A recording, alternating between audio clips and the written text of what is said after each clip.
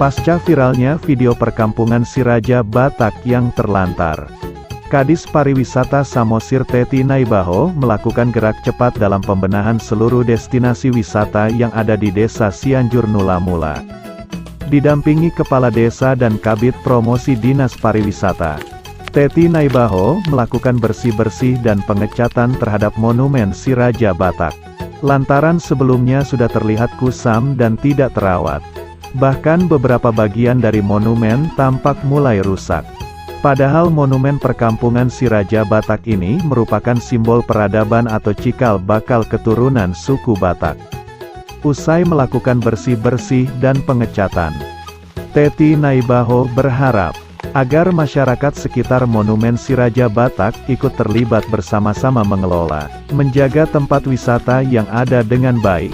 Menurutnya selain menjadi salah satu sumber pendapatan daerah, destinasi ini juga akan meningkatkan perekonomian masyarakat sekitar.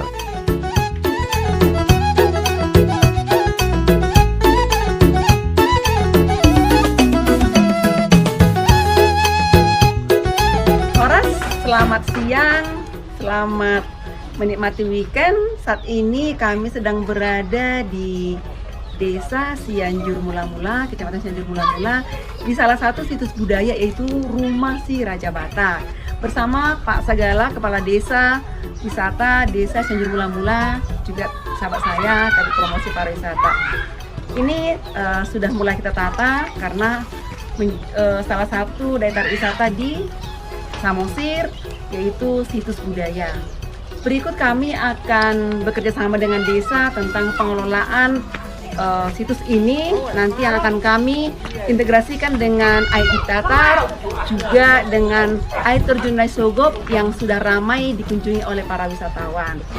Terkait nanti pengelolaannya, kami akan melanjutkan dengan perjanjian kerjasama, di mana nanti sebagian daripada retribusi ini akan di-share ke desa sebagai sumber pendapatan asli desa dan juga untuk Kabupaten Samosir.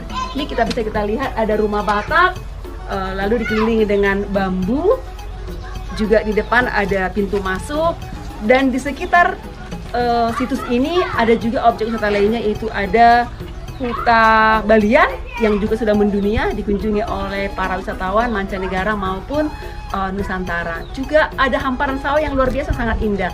Maka ini menjadi salah satu daya tarik unggulan khususnya di Kecamatan Cianjur Nula Mula dan juga Kabupaten Samosir. Jangan lupa ya, datang ke Samosir, liburannya di Indonesia saja, di Samosir saja, dan mampirlah ke Desa Cianjur Nula Mula.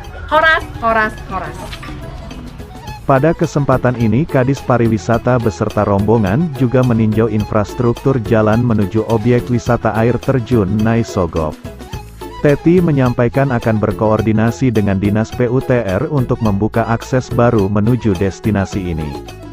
Artinya, dengan infrastruktur yang semakin baik, maka akan semakin membuat betah wisatawan. Apalagi kalau destinasi wisata memiliki akses yang mudah dijangkau serta menyediakan fasilitas memadai.